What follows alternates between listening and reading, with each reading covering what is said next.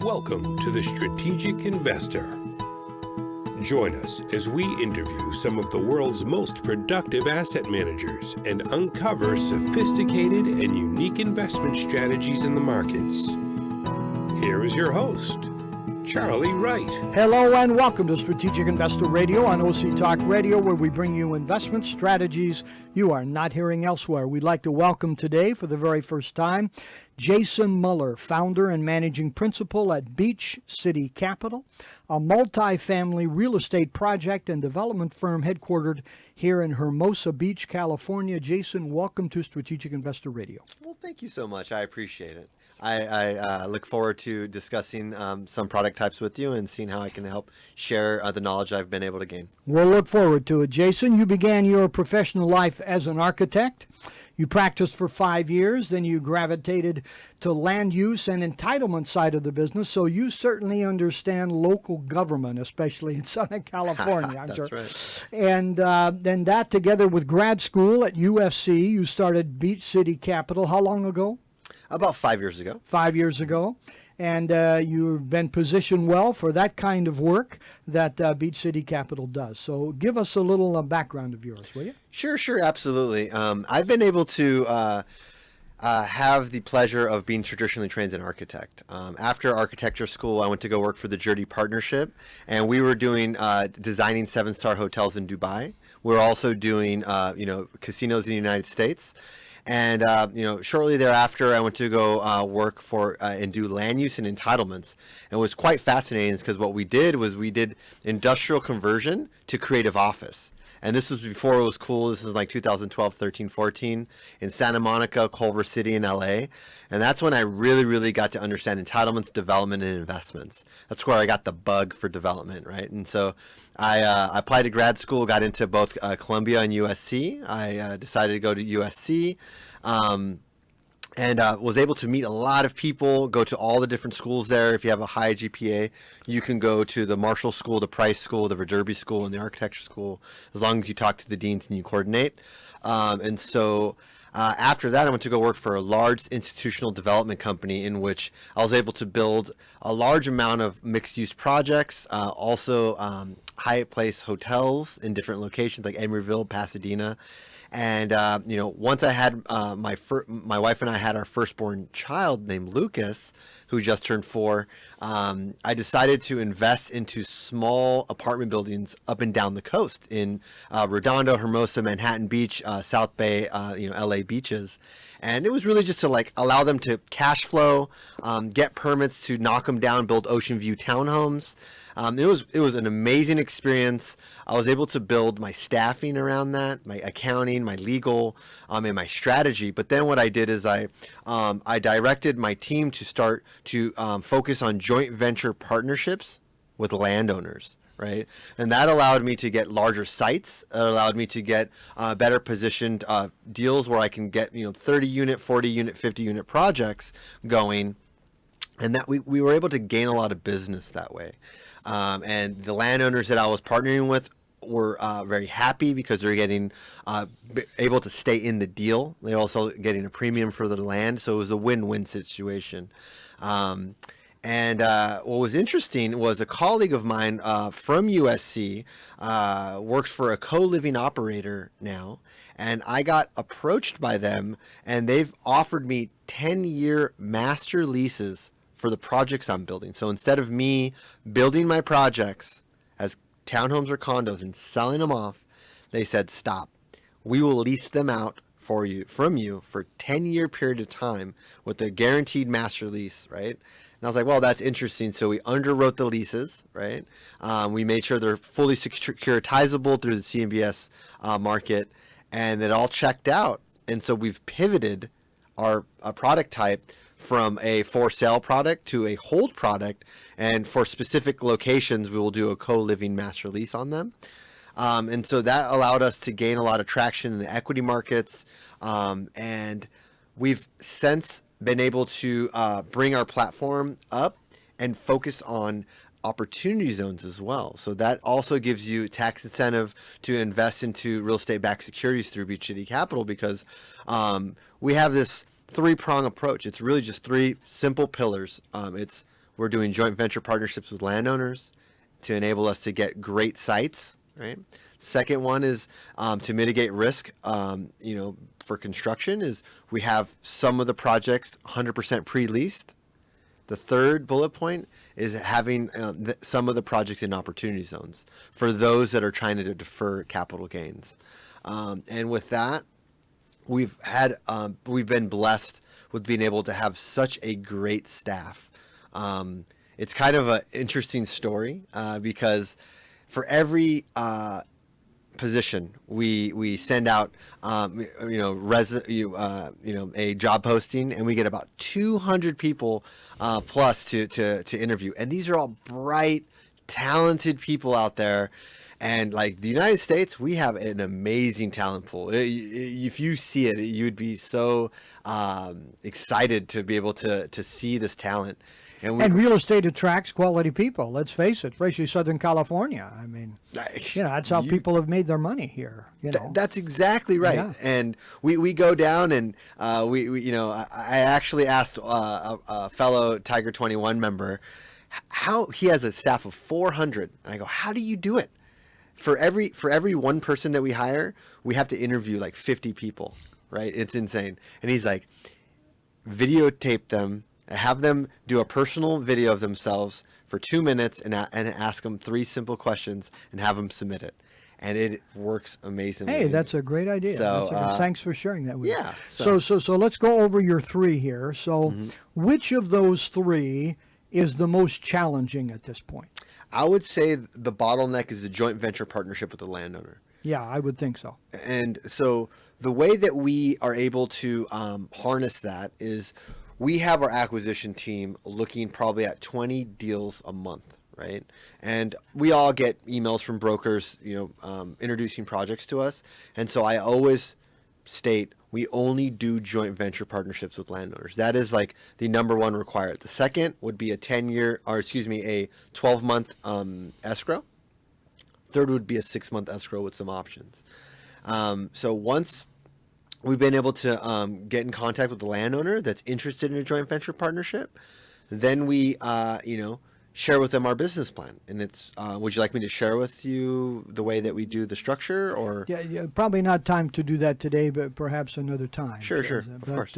But so you find these people have particular motivations. Now, these landowners, are they institutions? Are they mom and pops? Are they people typically like in their 60s who have owned these for years? I mean, what kind of people are they? Or entities? They're on average, probably mom and pops that have had the land for probably 20, 30 years, don't want to let it go. If they want to let it go, they want a premium, or they want to just stay in the deal. And so I think that's kind of what's attractive to them, is that they have the opportunity to get premium for their land, but also stay in the deal and be a part of something. Yeah. I think that excites them as well. Okay.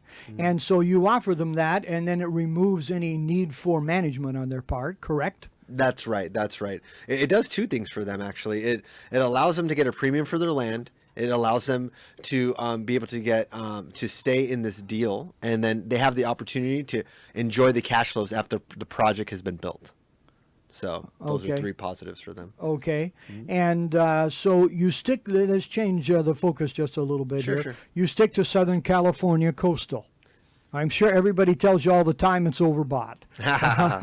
Okay, so do you believe it is not, or are you able to structure the deals in a certain way to be protected? How do you deal with the fact that they are so massively expensive these days?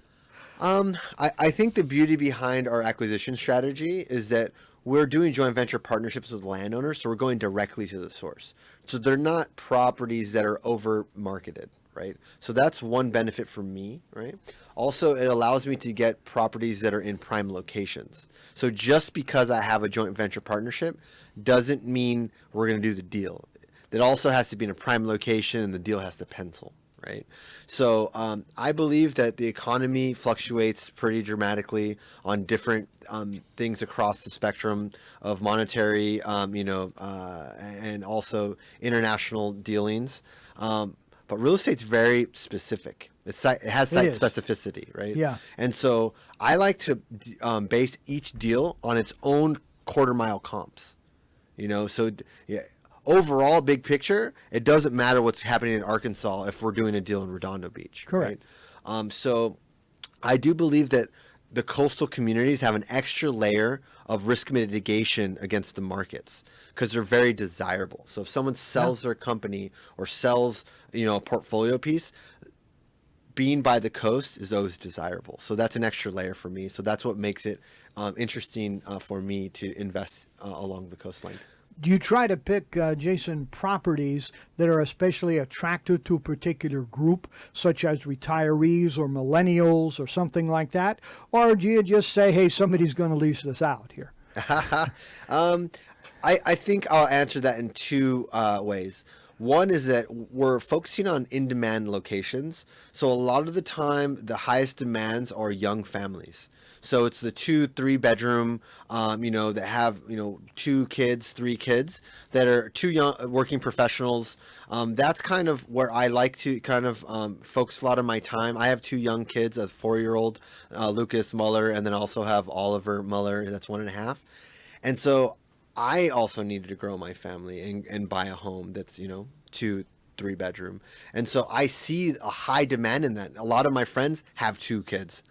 So if my close network are growing the population, I can only imagine California in the United States, with the big picture. So I'm trying to cater to that demand, in providing housing. So that's the first one. The second one is also having co-living or a micro unit product type that's catering to the urban techies, the people that are just out of college that don't want to pay huge premiums in rent, want to live in great urban locations. And you offset that by having a smaller apartment building, right? Or you do co-living. And co-living. Okay, I'm not familiar with that term. I mean, is this roommates? Is that what you're talking about? So that's something that's been emerging around the world. The United States, California specifically, a little behind the ball, but it is a co-living is similar to having roommates.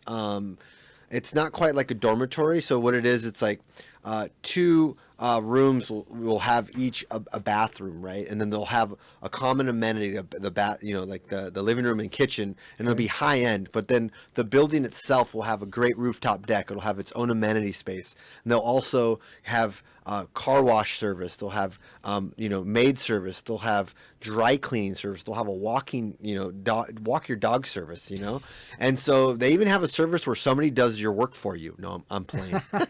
And so it's interesting because people are busy. They want to be in core locations, and they're willing to pay for that, those amenities. So. Okay. So who runs those? Is this the company that you have long-term leases with?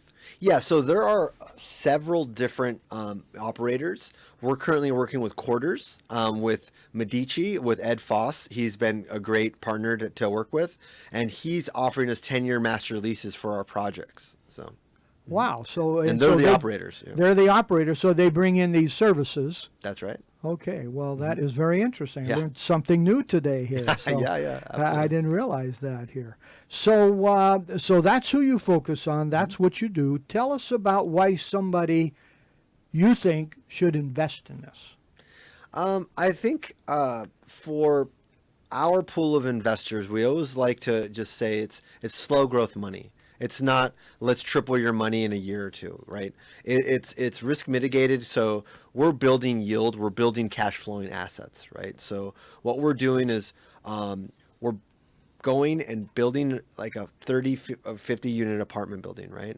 And what happens is you got to understand real estate backed securities are pretty safe because you own a portion of the real estate, right?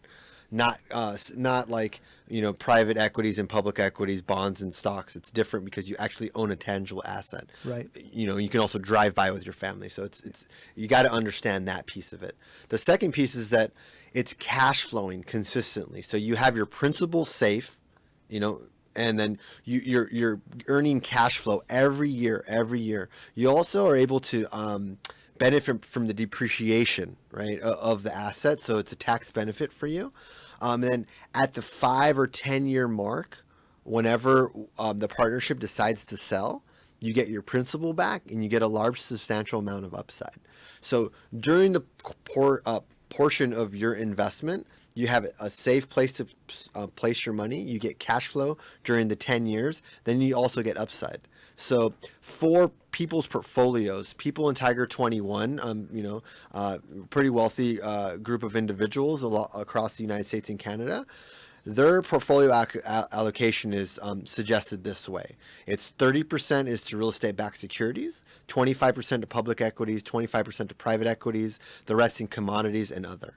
So, if you want to invest like, the wealthy, that would be a suggested, allocation of your assets. And within the 30% of real estate, I would suggest you do cash flowing assets, development assets. Also, you can invest in REITs and different type of product types. So. Okay, and tell us, how is the investor protected? What's the loan to value to start with that? So an investor is protected in several ways. So an investor is always placed into an LLC. So each project has a legal entity, right? That's a limited liability company, right? That is, regulated by the federal government, right? And each project has a commercial bank account, right? So all the bank accounts are monitored by the IRS, and so anytime any equities are funded in, they have to be funded in by a United States entity or a citizen. And once that's in, there's constant accounting that's being provided. Also, there's K-1s that are being provided every year, right? So this is first step is the IRS, and the banking is all, it's a Regulation D security. So it's also regulated by the SEC, which is, mandated by the federal government. So somebody has to be an accredited investor. That's correct. Okay. That's right. So that's the first step. The second step is that there's a lot of risk mitigations put into each deal, right? So the sponsor will always have 5% contingency overall in the project costs. Also have contingency on the construction portion of it. They'll also have some equity that would be a cushion to it, right? And then there's a debt component to each deal, which is a bank, and there's also equity component to the deal. The sponsor is always required to work with the bank to guarantee or provide signatures for that bank loan, right? And then the equity, it has a security in the LLC that owns a portion of the real estate. Okay. So, if that makes sense. Okay, it does. Appreciate it. So do you work directly with investors, or does Beach City Capital work primarily with advisors? Do you work with institutions? Who are your clients? That is a great question. Primarily, we've been raising about $9 million of friends and family, doctors, professors, lawyers, local network, right? A lot of professors from USC, a lot of developers that are retired are investing in our projects, right? And I went to USC, so I'm very proud of that, and so that's kind of a portion of our investors. A second portion is through advisors.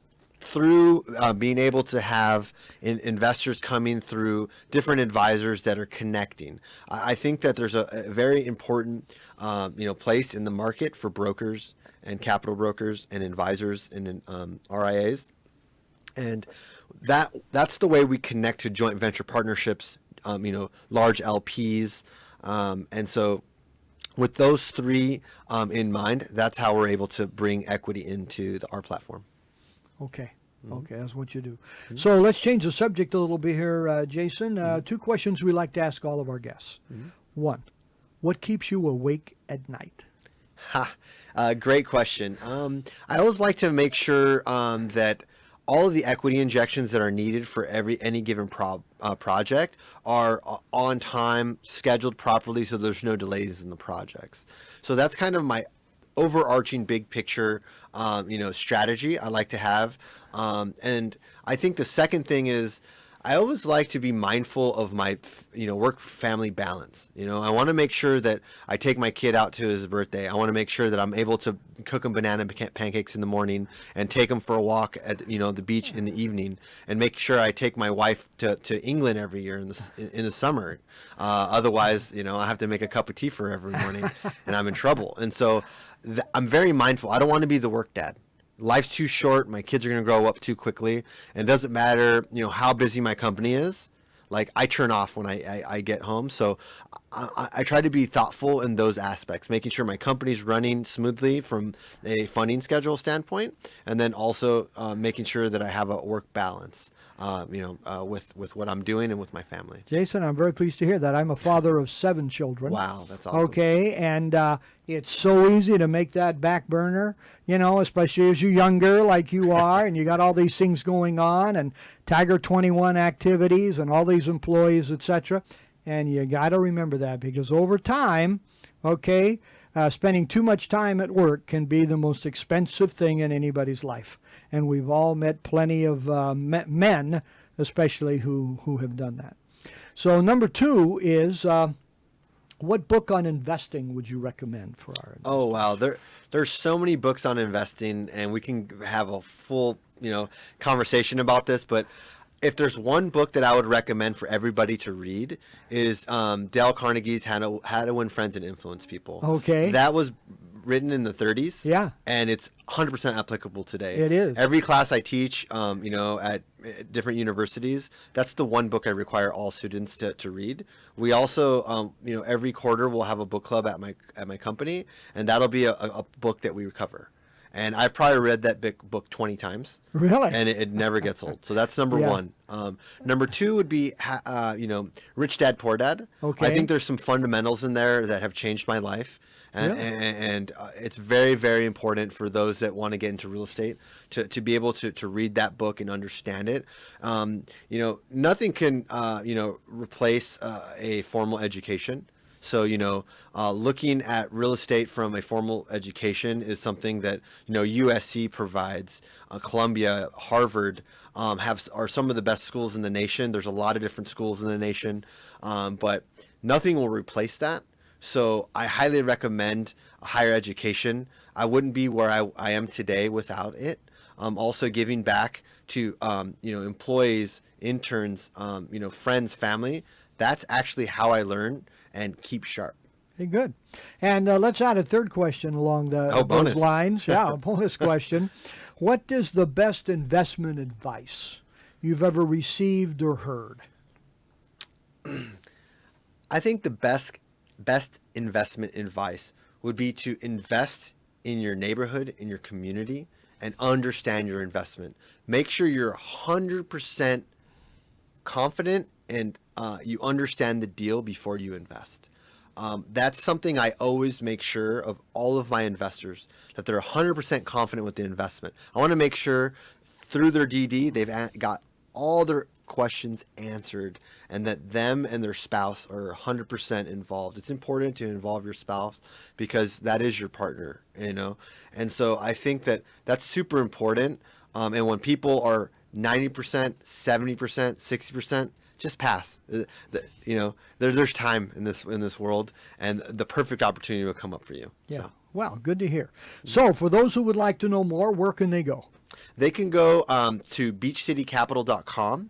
We have all our projects, our thesis. We also have our investment page there. So it's beachcitycapital.com. Also, you can email me directly at jason@beachcitycapital.com, or you can text me at 310-245-4419. I'm open for any questions you guys might have. If you want to start your business, if you want to start investing in real estate, if you have any sites you'd like me to peer review, I'm here to help. I'm here to help grow this beautiful nation that we have. I'm very proud to be American, and I'd love to help build business any way I can. Hey, thank you very much. Very nice of you to offer that here. Of course. Okay, so final words for our listeners here, Jason. God bless and keep working hard. That's a great combination. So, Jason, thank you very much for joining us here today. Appreciate it, and appreciate the comments. And we didn't get to opportunity zones, but maybe we can do that another time. Absolutely. So, okay. Again, we've been talking with Jason Muller, founder and managing principal at Beach City Capital out of Hermosa Beach, California. You've been listening to Strategic Investor Radio on OC Talk Radio. We'd love to hear from you. You can contact us at info@strategicinvestorradio.com. Go to our website to hear podcasts of all of our interviews and shows. This is Charlie Wright wishing you an enjoyable week and productive investing.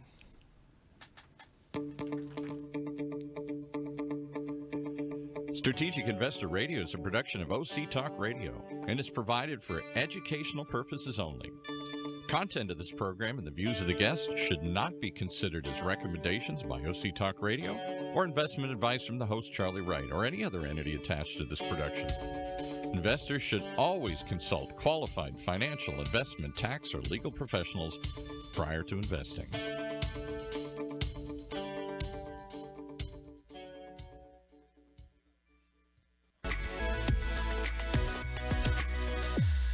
Hello and welcome in to another Money Monday episode of the Esports Minute presented by Esports Network.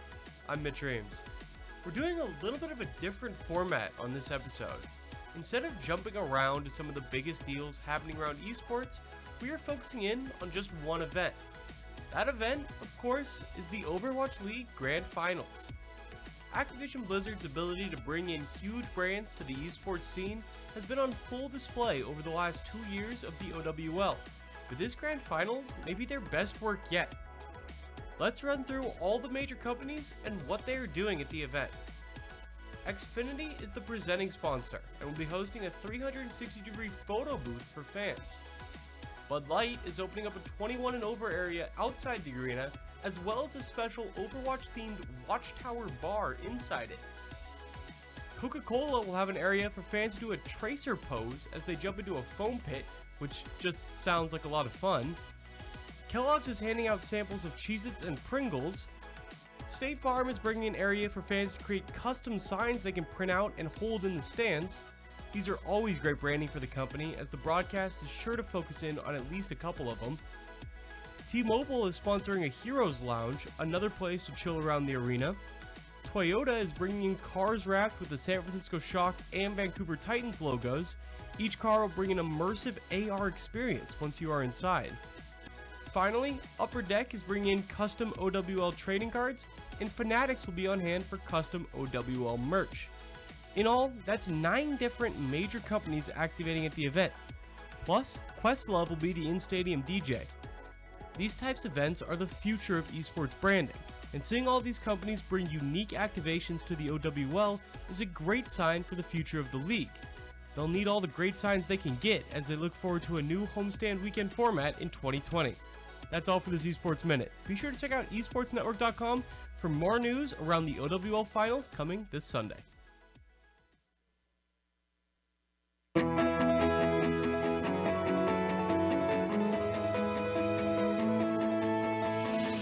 Welcome back, everybody. It's time for another episode of OC Spotlight, the one show that talks about the most incredible people doing the most amazing things right here in our own backyard. And this time, well, a personal favorite of mine. We have somebody with us that I've long enjoyed his music, and he's decided to come back into our backyard here in Orange County. He's going to be doing some concerts in San Diego and up in Beverly Hills soon. Welcome, if you will, the one and only Gino Vanelli. Welcome, sir. Good to be with you, Paul. Gino Vanelli, take us on the ride of the last 20 or 30 years. As we were talking offline, I was a disc jockey, young disc jockey in Ann Arbor and then eventually in Virginia, and loved your music. All the sounds of that era, the 70s into the 80s. And then the music business changed dramatically. I got out of radio and lost track of so many artists as times changed, as tastes changed. Take us through that journey.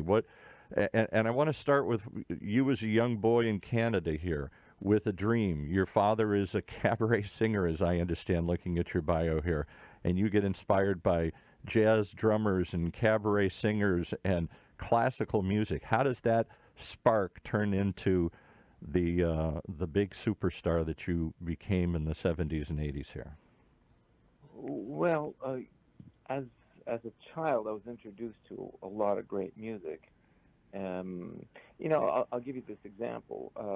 A lot of people would say that a Steinway D, was a great sounding piano. Okay. Well, when you listen to a Steinway D, whether it be Errol Garner playing it or Oscar Peterson, and You're talking my language here because I was a big jazz fan, so keep going here.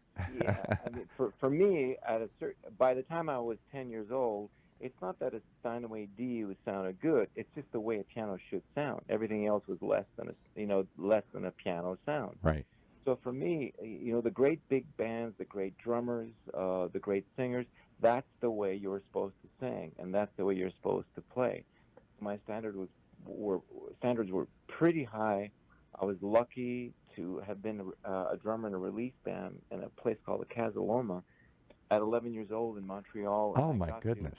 Yeah. I got to meet Gene Krupa and Buddy Rich and see Stan Kenton live and see Duke Ellington and Ella Fitzgerald and Tony Bennett, and real up close, and Yeah.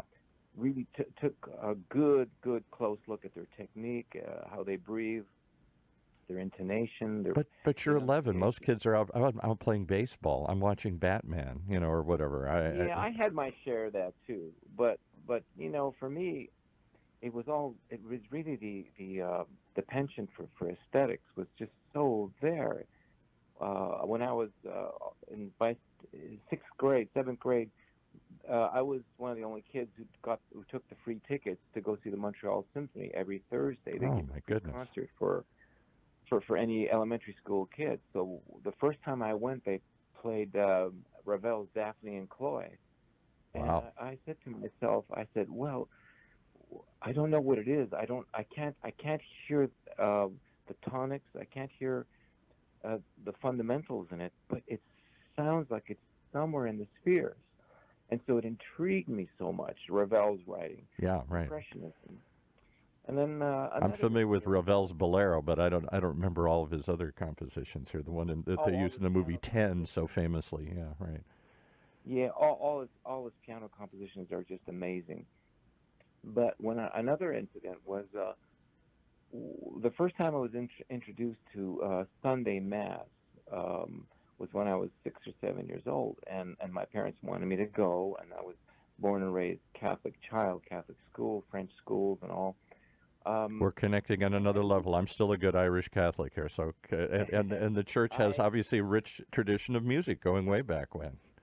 I didn't want to go, and when I walked into the church and 100-piece choirs started singing Panis Angelicus, I got shivers all over my body, and I just said, well, I guess God really lives here. Yeah.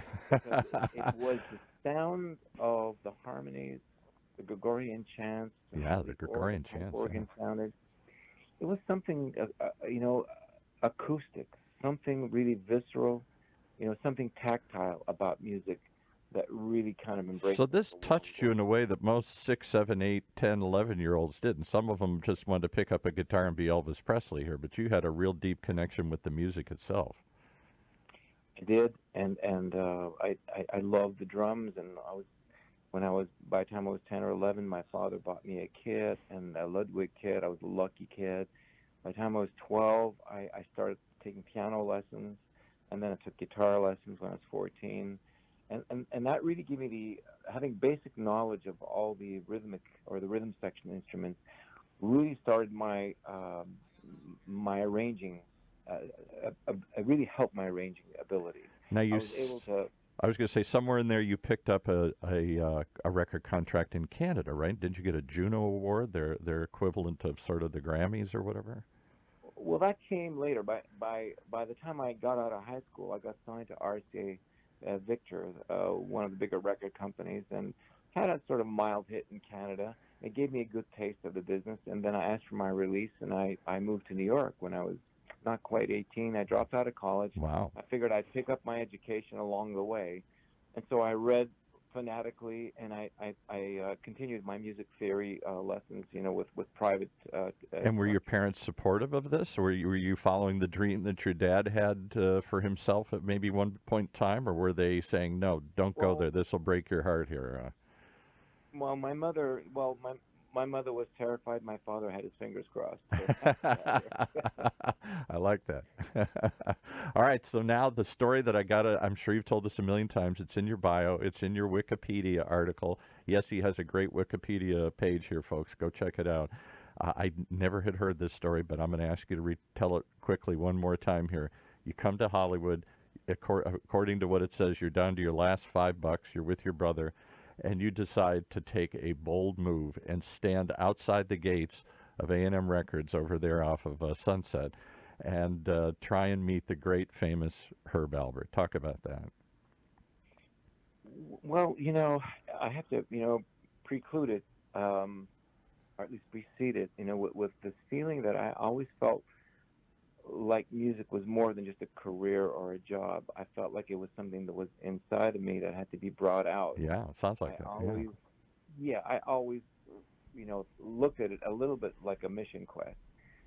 And after being in LA for 4 months and having all the doors, slammed shut in my face, we had to leave the next day, and I didn't want to leave. So I got up early that morning and I walked along Sunset Boulevard. And as the song says, I did stop into a church, and I rested in the pews and fell asleep. Just like the mamas and papas, California dreaming here, right? Yeah. And I woke up with exactly knowing what I had to do. And I went back to at that time it was called the Orange Motel for $5 a day. And I got my brother up and took my guitar, and I just waited in front of the gates, the Charlie Chaplin studio where A&M Records was. Yeah. And of course, I was warned by the guard and all that kind of stuff. And finally, 3-4 hours later, I saw Herb come out of his office and walk across the parking lot. And I said, "This is exactly what I saw. This is the moment." Yep. So I dropped my guitar, ran through the gate, was chased, and accosted Herb. And while I was being dragged away by the guard, Herb, I think, had a little mercy in his heart and asked the guard to let me go and asked me what I wanted. I said, "Just let me sing you a couple of songs." And he said, "Come back in 30 minutes. Oh, my goodness. And I sang him, let's see, Mama Coco, Lady, People Gotta Move, Crazy Life, a few songs like that. Yeah. And, all those became big hits for you. Yeah, right. Well, at least well known. Yeah, right. And he just turned to me and said, "Well, welcome to the family." And I started recording 3 weeks later. I went back to Montreal. It was Christmas Day. Isn't this the story that keeps everybody coming? The impossible dream, the down to your last buck, and you literally get in front of the man and you have 5 minutes less, 30 seconds to make an impression, and you did. Yep. Yeah, and but I had worked towards it for 5 years. Sure. Because you see, I started really early, and by the time I was 18, I mean, I was, well, not quite 5 years. I got the deal when I was 21. But every breathing moment, every waking moment, I thought about it, and I tried to improve myself. And by the time I did perform for Herb, I guess I was ready to make an impression. Yeah, well, you were prepared for that one moment. You knew you had one shot at this, and you were ready for it. Yep. And then came the years, the A&M years, which were tremendous growth years for me, from Crazy Life to Powerful People to Storm at Sunup and Just the Gemini, and then ending up with Brother to Brother. That 6-year period was tremendous growth. And A&M, let's go back and look at the roster on A&M. This is like what, the late 70s, somewhere in that period time here?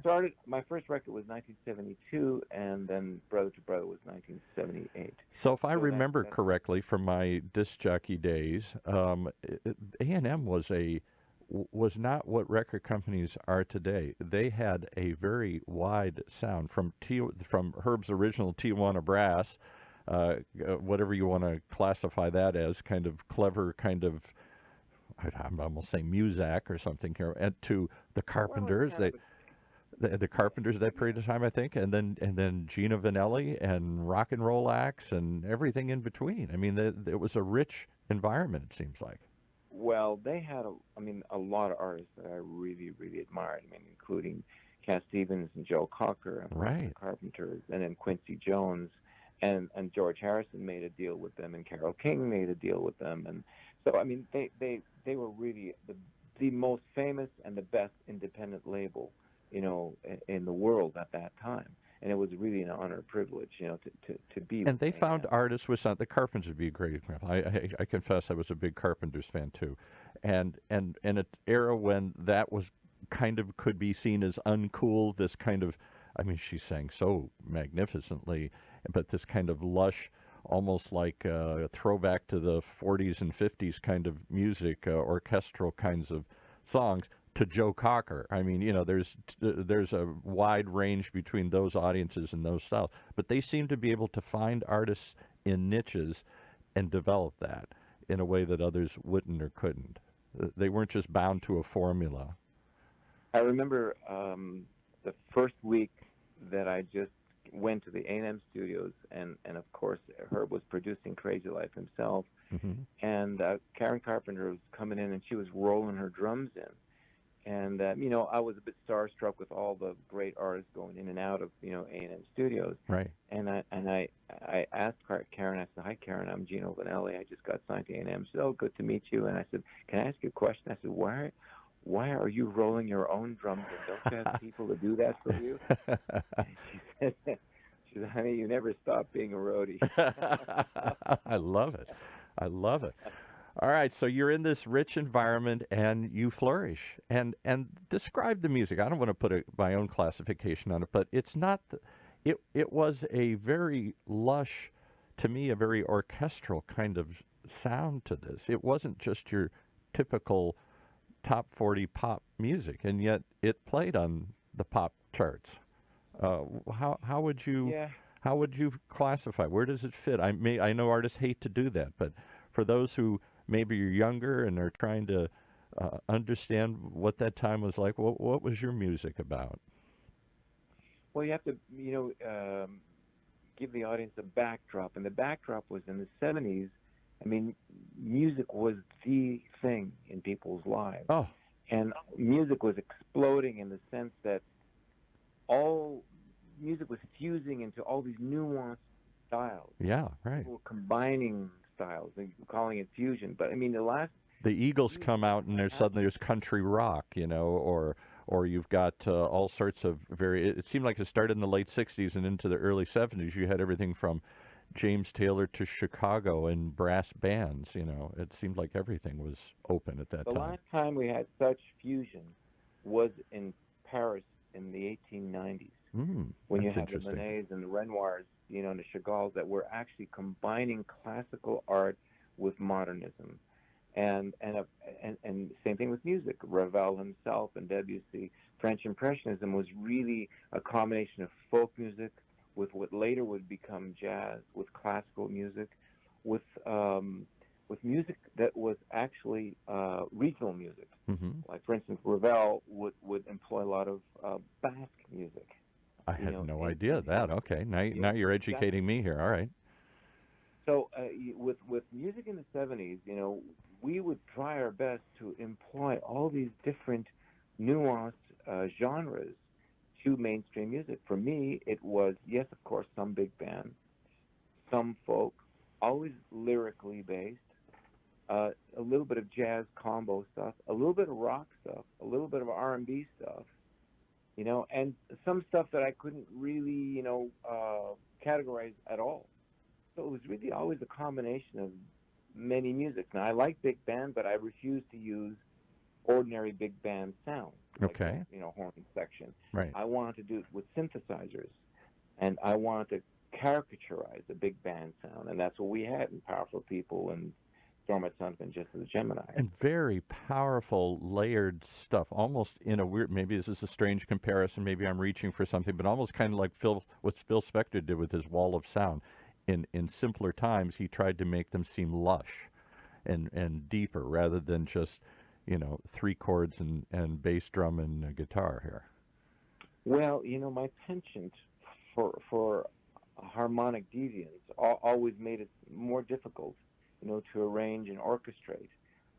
In those days, there were no such things as polyphonic synthesizer. No. It was monophonic. That means you had to play one note at a time. So if you did a horn section or a violin section with 6 to 10 notes, whatever it is, we had to play it one note at a time, and then double it. Perfectly. Go back and do it again. Exactly. Yeah, right. And then lay on another track here. Right. Yeah, it wasn't that easy, but it gave it a sound. Yeah. And it was something unique and special. It was a time for not only growing. It was a time for a burgeoning time for music, and it was lovely. And the '80s was different. Music was tightening up, but as music tightened up, I wanted to open myself up to new influences. Mm-hmm. And I thought there were no more influences, in music that I thought, in especially mainstream music, that could really influence me in the way that I wanted to. So I went off into poetry land, and I went off into literature land. I went back to college, and I went off into the humanities and theology. Oh my and goodness! that would subsequently really affect the way I recorded Yonder Tree, and subsequent albums.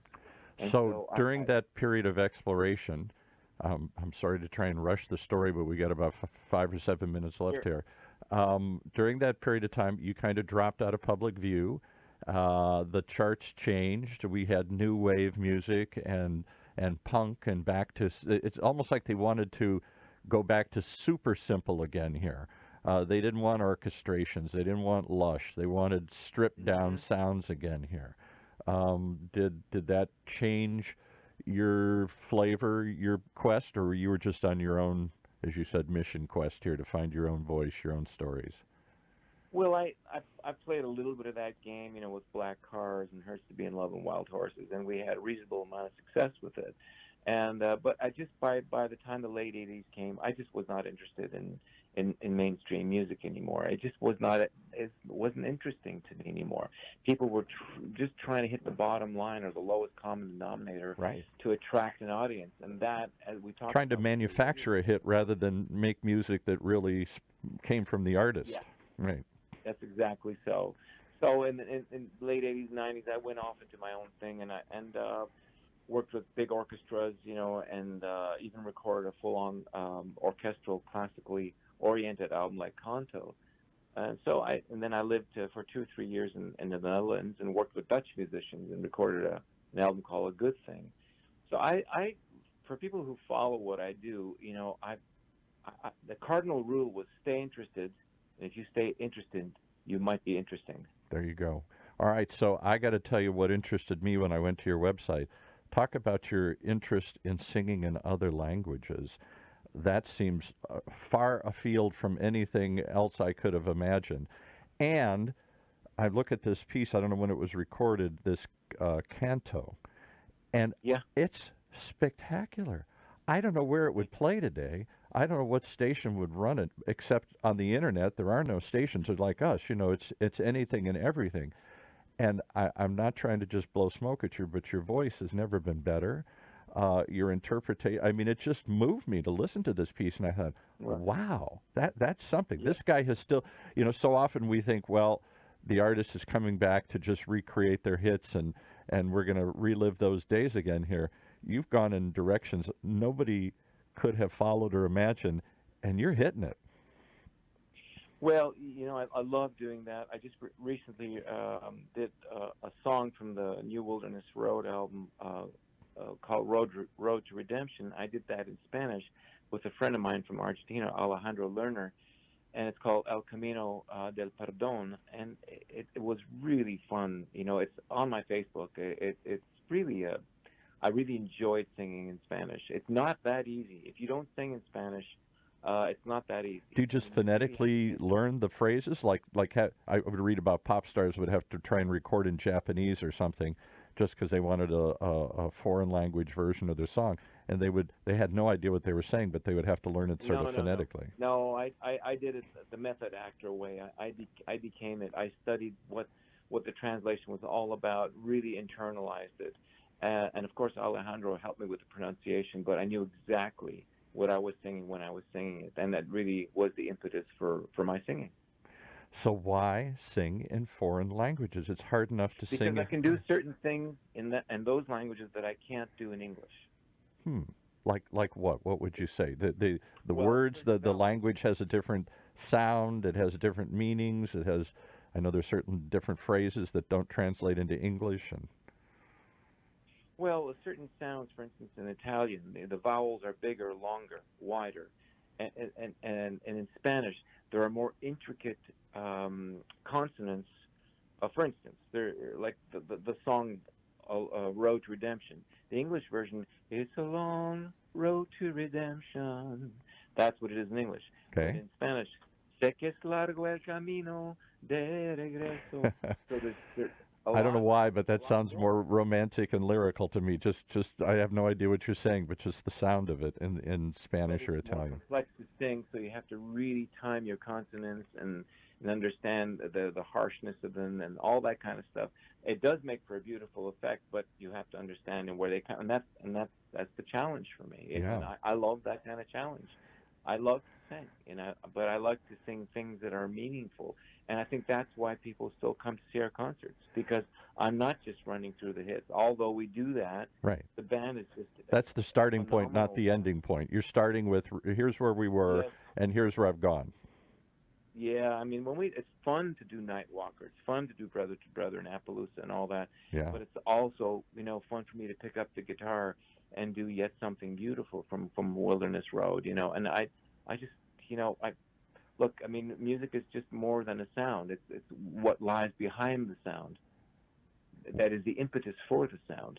It's the intention behind the sound that really still gets to me on a deep level. Well, I'll tell you what, I heard your music, which I had not heard.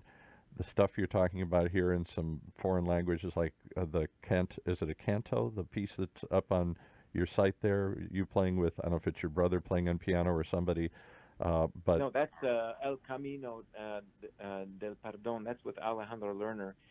He did the translation for me in Spanish, but it was certainly a lot of fun. wow, And it we just booked blew. the video. Go check it out, everybody. Your website is ginov.com. Like, Yeah, and just Vanelli Facebook. We have a bunch of videos on there. I love doing. In fact, we're shooting another video on Monday at a local pool hall pub here, and it's a video called "Older and Wiser" from the new record, and it's going to be a lot of fun doing it. oh It's my a goodness. crazy pool hall. We've got some great pool sharks in the video.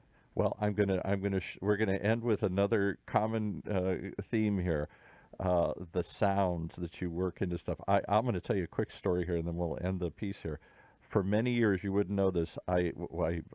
Went from being a DJ to being an entertainment publicist. I handled Johnny Mathis and Anthony Quinn, a whole bunch of people, and then I somehow stumbled into the world of billiards. And I produced in 1987 one of the biggest billiard tournaments ever put on. It was here in Los Angeles at the Biltmore, and went on and produced the World Nine Ball Championship and met all these great guys from the old Steve Miserex up to the modern era. How I fell into that's a long story. But we were doing a promo piece in Louisville, Kentucky, and we're on the radio talking about a tournament that's coming up, and somebody called in and said, I love pool. And so we're chatting with him and everything. And halfway through the caller's call, it turned out that they were blind. And I said incredulously, you like pool, but you're blind? I said, I just love the sound of the balls clacking together. So I hope you will work some of those sounds in. It is a magical. So when we would do events, somebody would start breaking the balls, and a crowd would gather. We wouldn't do anything. Just the sound of that's an attractive sound. So I challenge you to think about how you can incorporate some of that into your music, because I think Well, you'll find it's amazing. I'm gonna use a lot of the breaking of the balls to accentuate some of the, the punctuations in Yeah, the music. right. Yeah, why not? Well, what a fascinating story, sir. And I welcome, let's give everybody a plug here, because there's a chance to come and see Gina Vanelli. I take it you don't come through town very often here. I don't know how often you tour or where you tour, but you're going to be Friday, October 11th at Amici. Did I say that right? Amici Park down in Yep. San Diego. Yep. Yep. Friend Park. And then the very next day, Saturday, October 12th, at the wonderful Saban Theater up in Beverly Hills. If you've never been there, I think it's on what, Wilshire or something? I've forgotten exactly Yeah, where it is. it's a beautiful theater. Yeah. Beautiful old world theater that they've many years ago turned into a concert venue here. And tickets are, I think, are the VIP tickets I know are sold out in Amici Park, but I think there's still tickets available for the Saban. Well, there's tickets available for both shows, but if you want to get front row, like I would certainly want to do here, you're going to want to get up close. What a journey! And any idea where the journey goes, or do you just follow the muse wherever it takes you? Well, it's partly following the muse, but I'm working on a libretto and opera, and I'm working on a fictional book, and I'm also working on 30 other songs, for another record, and we're working on doing an Australian tour next year, and doing a big band tour actually in New Zealand. Oh, I would love to see you do a big band tour because I just I think with your orchestral sense and you seem to like big pieces of music here that have lots of movement and lots of pieces and lots of sound to them here. Yeah, that would be fun. I mean, I've never been to New Zealand, and touring 7 cities in New Zealand with a big band will be a lot of fun.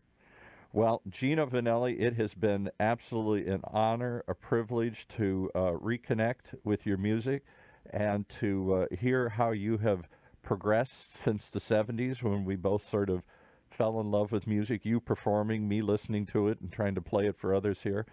And I wish you all the best. And let's plug those dates again. Friday, October 11th, a rare chance to see Gino Vanelli in person, not just doing the hits, folks, but he's going to take you, if you're open to it, he's going to take you on a journey of places and spaces that you wouldn't imagine here as his music continues to grow and go in different directions. Amici Park in San Diego, and Saturday, October 12th at the Saban Theater in Beverly Hills. And I believe we're going to be giving away some pair of tickets to each of those locations, so check our social media as well. And thank you so much for joining us here. It's been my pleasure, Paul.